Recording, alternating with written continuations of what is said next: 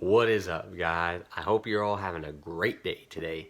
Today, I'm going to be looking at another one of Michael Crichton's book titled Congo. Now, Congo is about a group of 8 American geologists that go to the Congo and look for the lost city of Zin, where they are looking for some diamonds to use for a project that they are working on. Mainly Karen Ross, one of the main characters in here. She's looking for it for her boss right there to use the diamonds. After reviewing this book, I'm going to award this book a solid 4 out of 5 stars.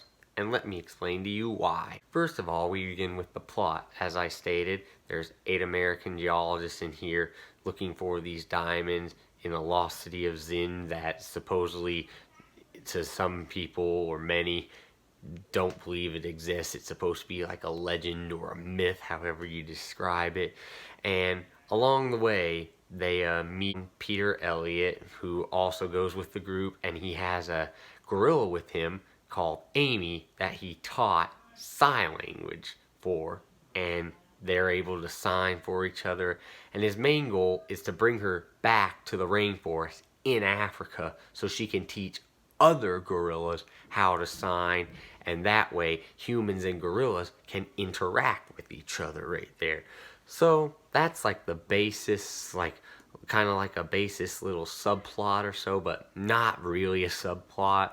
The main goal is looking for these diamonds in here, which revolve in the city of Zin. Okay, we get there, but there's a problem. This city is guarded by these primate humanoid like hybrids. So they look like gorillas in here, but they're not gorillas. They're like hybrids. And what they are is that they've been hybrids created by the original people who built Zinj, and they made them that way to guard the temple so no one could come in there and steal the diamonds. And what these gorillas use, the hybrids I should say, they use like these bats to attack people with and beat them with it. Which there's a scene in here where they do attack the camp that they're in with the bats, and they attack it several times until they finally just give up and run away for that time being right there.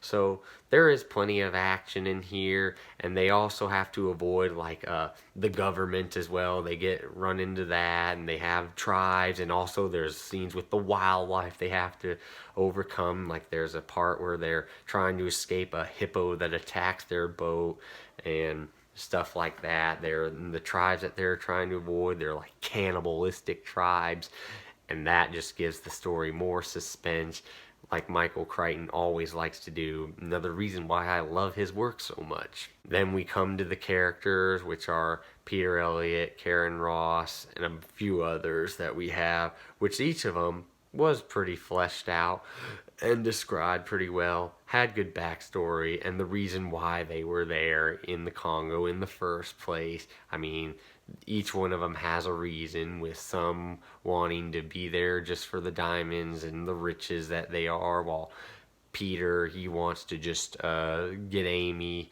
to her kind, and so that way she can teach the sign language that he taught her to their gorillas. And that way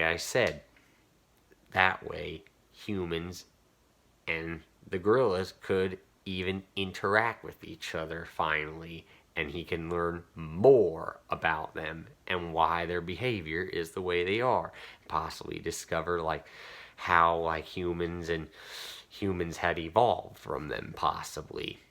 That all's pretty neat right there. Each character wasn't dull. Each character did have good meaning to the story. I mean, they weren't just thrown in there just for like some unused plot or just to be like killed later on, pretty much, which some of them are actually killed later on, but won't say which ones. But with Michael Crichton's work, like he's going to kill people off because it's adventure story, and there's some science fiction in there, so he knew violence sells, and it does. That's one thing that helped him become a bestseller. Violence sells, boys. Then finally, I'll come back to the action in here and the writing.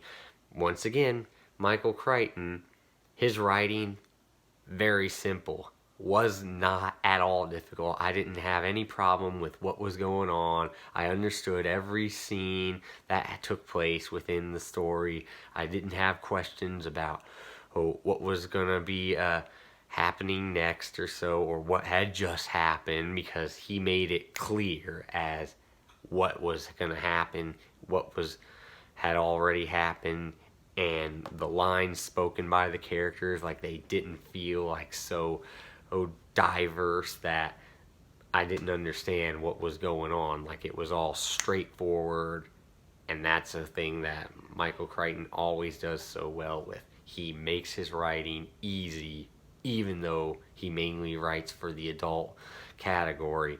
He still writes these books so well and wrote them so easy level that anyone could almost read them right there. That's what a good writer always tries to do.